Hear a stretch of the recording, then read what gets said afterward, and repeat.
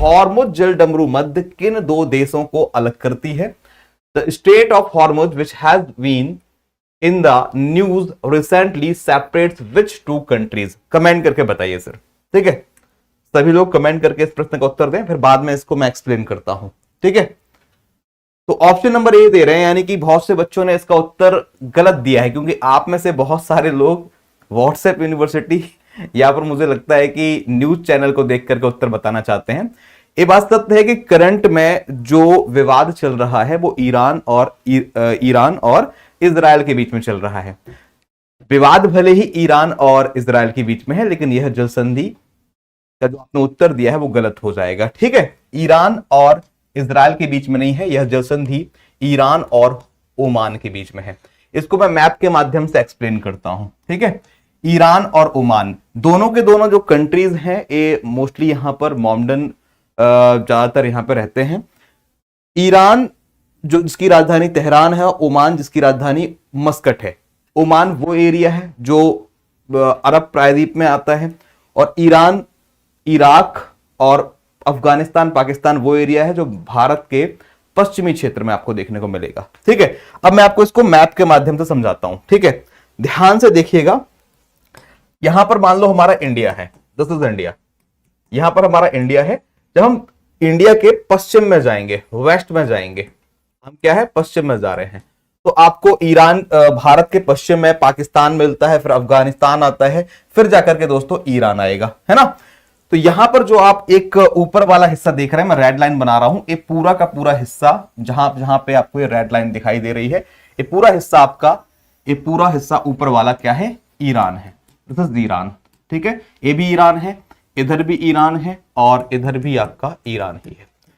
ठीक है, ईरान से जब नीचे आएंगे तो एक पैसेज मिलेगा। ठीक है, ये जो हिस्सा है अरब सागर का हिस्सा है, यह जो है अरेबियन सी है, अरब सागर है।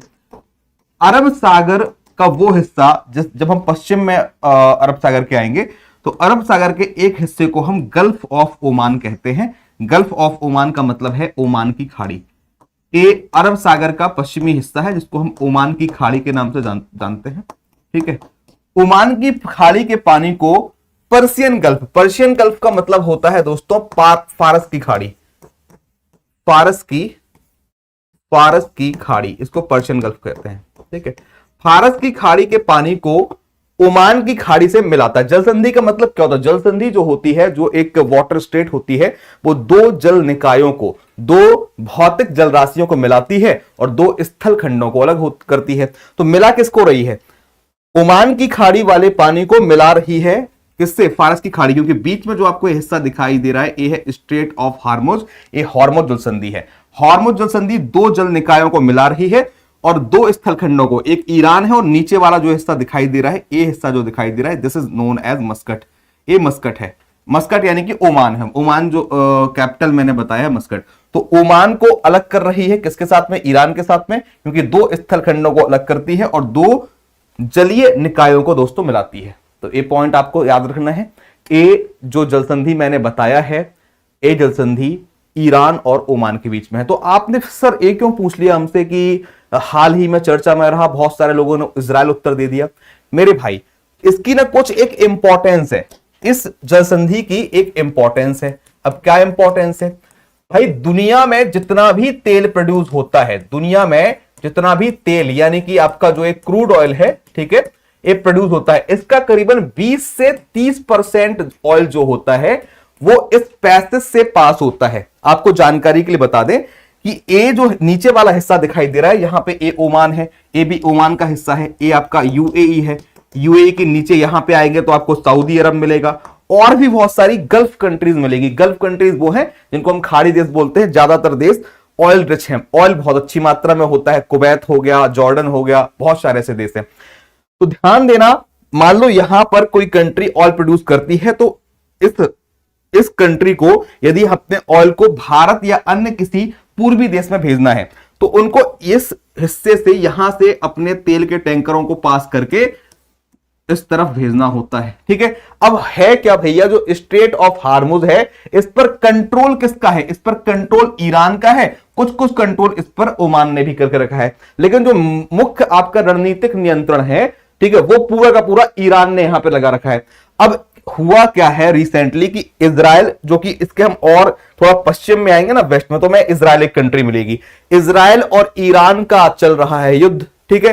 तो ईरान कह रहा है, बहुत सारी यहां की आसपास की जो कंट्री है वो इजराइल के समर्थन में है, ठीक है, यूएसए जैसी कंट्री इजराइल के समर्थन में है। तो ईरान कह रहा है कि भाई मैं इस हिस्से से तेल के जो टैंकर्स हैं वो निकलने नहीं दूंगा, इसलिए भारत में इस टाइम पर किल्लत हो रही है।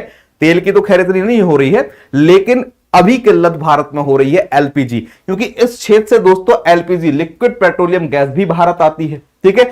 अब ईरान ने क्या कर दिया है, इस हिस्से को ब्लॉक करके रखा हुआ है, मेनली ब्लॉक करके रखा हुआ है। तो ये ब्लॉकेज के चलते भारत में प्रॉपर तरीके से दोस्तों एलपीजी आ नहीं पा रही है। खैर हमारे ईरान के साथ तो संबंध खराब नहीं है, लेकिन फिलहाल थोड़ा सा अभी हम अमेरिका के दबाव में है। यूएसए ईरान को अपोज कर रहा है, यानी कि ईरान का साथ नहीं दे रहा, ईरान के खिलाफ खड़ा हुआ है। मजबूरी में हमें भी इस युद्ध में ईरान से दूरी बना के रखी हुई है, लेकिन फिलहाल कुछ ऐसी चीजें हैं तो शायद ईरान हमारे साथ संबंध वापस से स्थापित अच्छे कर ले। तो ए स्टेट ऑफ हॉर्मुज किसके पास रहेगा, ईरान के पास। इसके बारे में आप पढ़ सकते हैं। भौगोलिक अधिकार देखे जाएं तो ईरान के और अमेरिका, ईरान और ओमान दोनों के पास है भौगोलिक अधिकार, लेकिन जो रणनीतिक नियंत्रण है ये दोस्तों ईरान अपनी नौसेना को यहां पर डिप्लॉय किया हुआ है और अपने पास ये अधिकार रखता है। अंतरराष्ट्रीय दर्जा दोस्तों क्या है, महत्वपूर्ण अंतरराष्ट्रीय जलमार्ग है जहां से दुनिया का 20 से 30% पेट्रोलियम गुजरता है।